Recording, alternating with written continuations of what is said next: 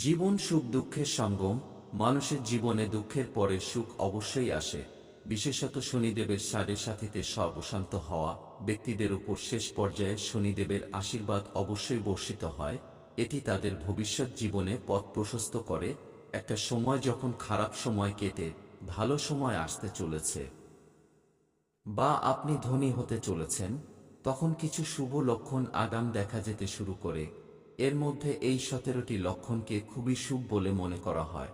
আপনিও যদি এই লক্ষণগুলো দেখেন, তাহলে বুঝবেন আপনার ভাগ্য খুলতে চলেছে। নাম্বার 1, সাধারণত প্রত্যেকের বাড়ির মন্দিরে একটি শঙ্খ থাকবে। শঙ্খকে শুভ বলে মনে করা হয়। এটাই হিন্দুদের বিশ্বাস যে দেবী লক্ষ্মী শঙ্খের ধ্বনি খুব পছন্দ করেন। তাই আপনি যদি ব্রহ্ম মুহূর্তে স্বপ্নের মধ্যে শঙ্খের ধ্বনি শুনতে পান, তাহলে বুঝবেন আপনার খারাপ সময় শীঘ্রই শেষ হতে চলেছে। নাম্বার 2, আপনি যদি ব্যাংকের টাকা জমা করতে যাচ্ছেন এবং পথে একটি মা গরু ও বাছুর দেখতে পান, তাহলে বুঝবেন টাকা সংক্রান্ত সমস্ত সমস্যা শেষ হয়ে যাবে। জ্যোতিষ শাস্ত্র অনুসারে আপনি যদি কখনো স্বপ্নে কাউকে চেক দিতে দেখেন, তাহলে বুঝুন খুব শীঘ্রই আপনি প্রচুর অর্থ পেতে চলেছেন। নাম্বার 3, আপনি যদি বেশ কয়েকদিন ধরে আপনার বাড়ির বাইরে দেবী লক্ষ্মীর বাহন পেঁচা দেখতে পান, তাহলে ধরে নিন যে আপনার বাড়িতে মহালক্ষ্মীর আগমন ঘটেছে এবং আপনি শীঘ্রই প্রচুর সম্পদ পাবেন। নাম্বার 4, আপনি যদি আপনার স্বপ্নে তারা দেখেন, তবে এর অর্থ হল আপনি কোনো সুখবর পেতে চলেছেন বা পরিবারের কোনো সদস্য ব্যবসায় লাভ করতে চলেছে।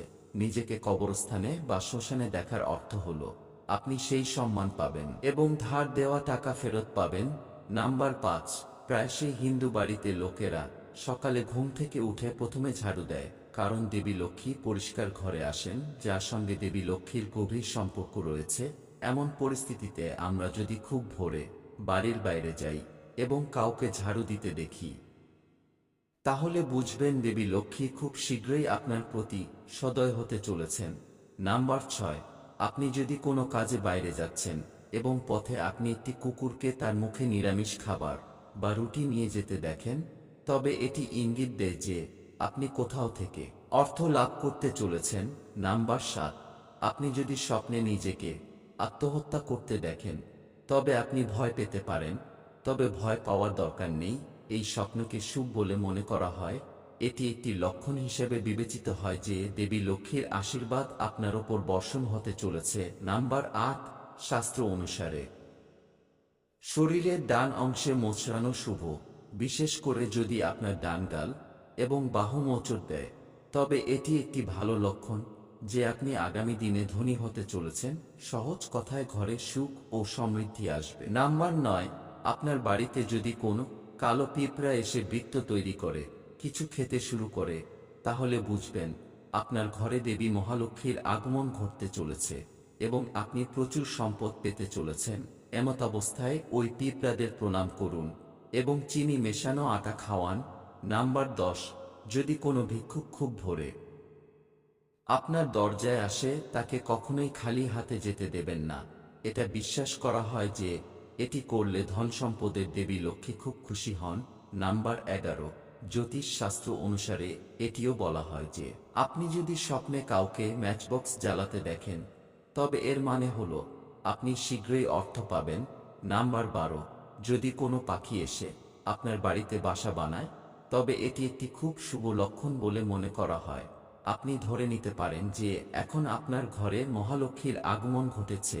নাম্বার 13, বাড়ির এক জায়গায় হঠাৎ করে 3টি টিকটিকি দেখা দিলে তা খুবই শুভ বলে মনে করা হয়।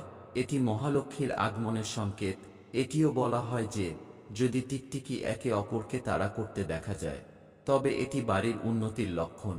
নাম্বার 14, নারীর বাম হাতের তালু এবং পুরুষের ডান হাতের তালু যদি ক্রমাগত চুলকাতে থাকে, তাহলে এটিও অর্থ পাওয়ার একটি ভালো লক্ষণ। নাম্বার 15, আপনার ঘরে যদি বিড়াল বাচ্চা দেয়, তবে তা শুভ লক্ষণ। একই সময়ে যদি পাখি ছাদে কিছু মূল্যবান জিনিস ফেলে, তবে তা শুভ লক্ষণ। নাম্বার 16, স্বপ্নে উট দেখলে বুঝবেন খুবই শীঘ্রই কোথাও থেকে টাকা পাবেন এবং স্বপ্নে যদি ডালিম গাছ দেখেন, তবে বুঝবেন আর্থিক লাভ পেতে চলেছেন। নাম্বার 17, স্বপ্নে সাপ দেখা শুভ বলে মনে করা হয়। এটি একটি লক্ষণ যে আপনি সরকারি ক্ষেত্রে থেকে সুবিধা পাবেন। এই স্বপ্নটি অর্থ নিয়ে আসে।